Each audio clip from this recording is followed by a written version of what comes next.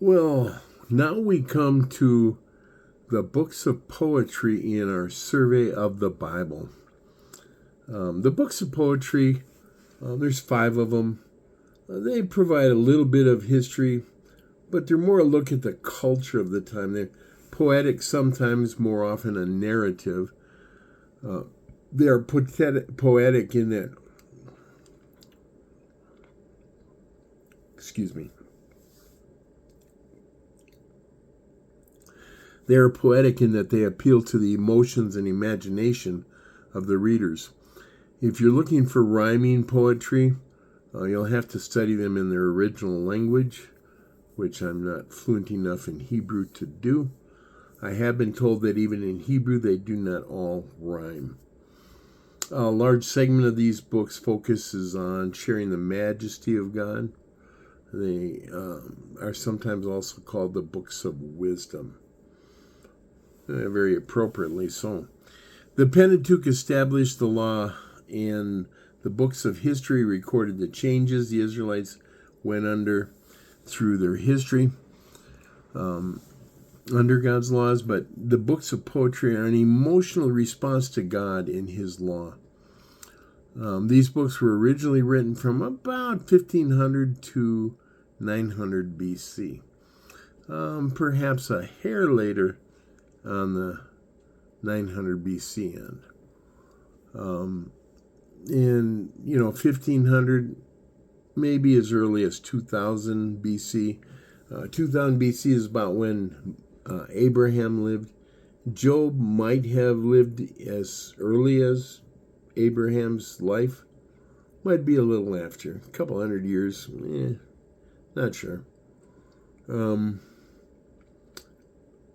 That would be, Stonehenge was built about 1500. Psalms, most of them were written, well, the largest majority written by David. So about 1000 BC, and those would have been during the time of the Chinese civilization becoming, a major thing, and the Olmecs in Mexico.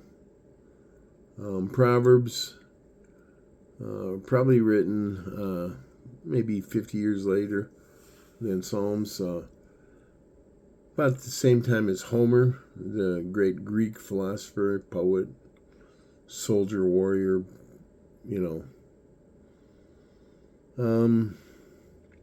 Ecclesiastes, probably written, like 15 years after Proverbs.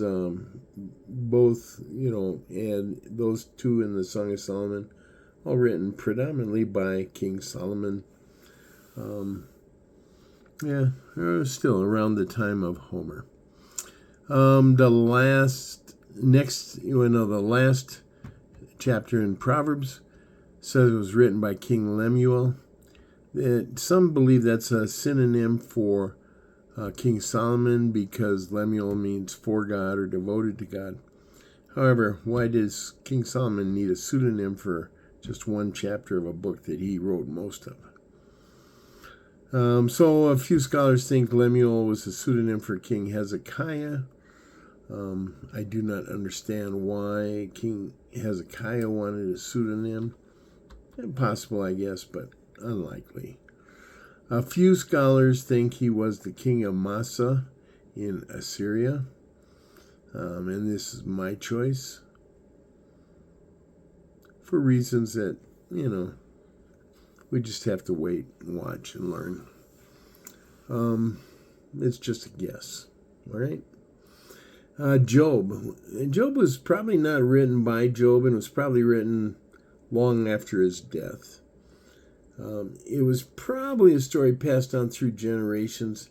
The author was definitely an Israelite who did an excellent job at keeping the conversations in the language of Job's day. Many say the author is a literary genius for the quality of his writing. Those statements are by experts in the Hebrew language. Imagine an American trying to write or speak in the language of England 1,000 years ago. I believe it was called Anglo-Saxon back then. man, they'd be saying, "You ain't from around here, are you?" or something like that. Hardly understand them.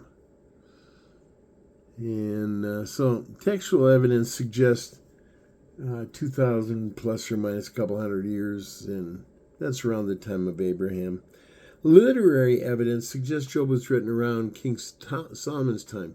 As good as the author was at writing in Job's era, there are some things that gave it away that he was probably from around King Solomon's time or maybe later.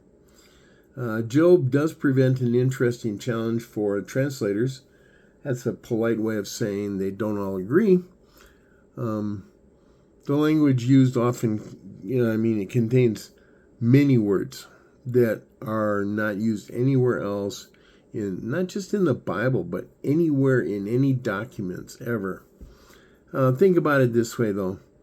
We have very few documents that old. There were no such thing as books, and most people couldn't read or write, so there weren't a lot of documents in general. So we don't have any of those documents. The book of Job deals with the story of a man who endures tremendous suffering, yet even when his friends encourage him to curse God and die, he will not do so. In Job, we see the reality of Satan and his ability to affect lives. This book is an encouragement to people who are suffering. It tells us that we are able to endure suffering much more than we think we can. The culmination of the book comes when God himself answers Job. Wow. The end result is that Job is blessed with even more wealth, and his faith is not only justified, but almost certainly greatly strengthened.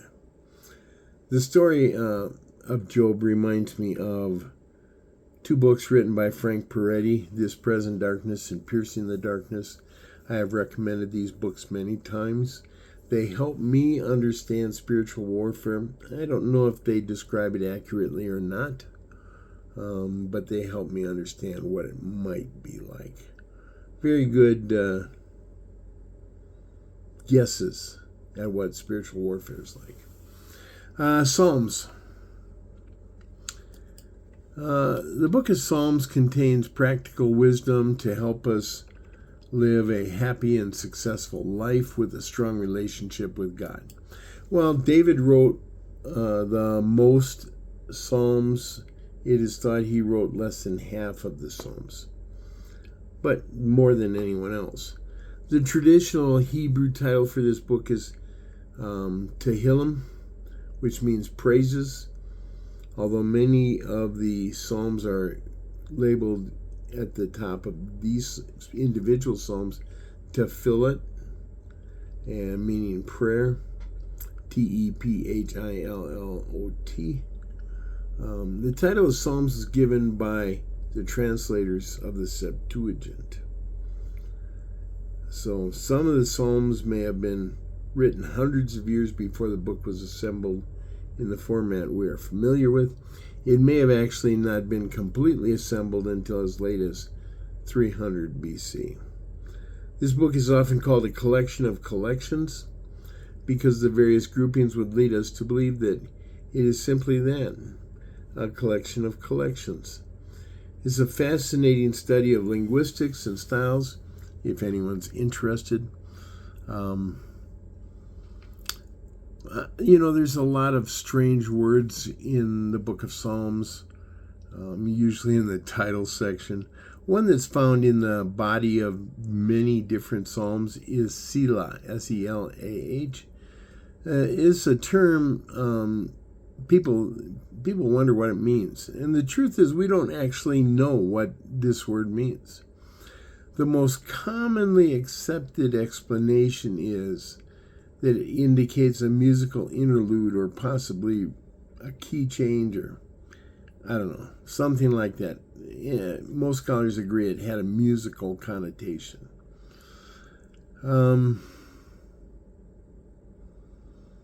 Proverbs.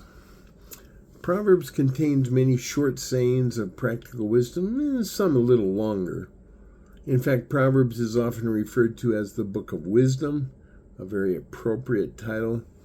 1 Kings 4:32 tells us that King Solomon authored 3,000 Proverbs.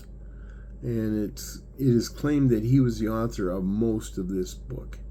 In fact, if he wrote the last chapter, there were 31 chapters. We know he wrote 1 through 29. We know he did not write 30. If he wrote 31, then he wrote 30 out of 31. So if he didn't, then he wrote 29 out of 31. Either way, he wrote most. The 30th chapter was written by Agur, A-G-U-R. 31, as I mentioned, is Lemuel, King Lemuel. Almost certainly the book was not compiled until sometime after Solomon's death, probably 200 or 300 years after his death. Proverbs uses figurative language extensively. Many of the Proverbs are written in contrasting parts. A major theme throughout is respect for God and his place as the creator and his knowledge. Just respect for God. One who reads the Proverbs and takes them to heart will develop a godly character. Ecclesiastes deals with the meaning and purpose of life and the extensive existence of evil and our relationship to God. Those are all important topics in Ecclesiastes. The title of the book is taken from the beginning of the book, Koholeth. In Hebrew, this word is used to indicate the assembly, and it's the root for the one who speaks to the assembly. It is also the root of the word teacher, which is what the author calls himself throughout the book. Koholeth is spelled Qoheleth.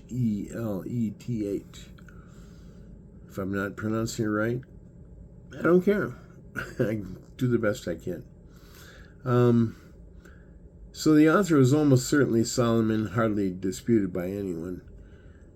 He begins by speaking of all he has accomplished, more than anyone else, he says, and yet he found no satisfaction. It is believed he was the wealthiest man in the history of mankind, even to this day. However, as tragic as that seems, the conclusion is that man needs to seek God in order to find satisfaction. Think about that. He had everything, and he could not find satisfaction until he sought God. The Song of Songs, another song by Solomon, is sometimes called Song of Solomon. Sometimes it's called the Canticles. I've not run into that one, at least in quite a while. That means chant or song, from the Latin word canticulum. The term Song of Songs as found in the Hebrew text, means the greatest of songs. Some Jewish scholars compare Proverbs to the outer court of the temple, and Ecclesiastes to the holy place, and Song of Songs to the holiest place of all. Solomon's song is a love song regarding relationship between a man and a woman. It is typically interpreted as an allegory regarding God's love for his people. From a viewpoint regarding its poetic style, it's considered an outstanding work.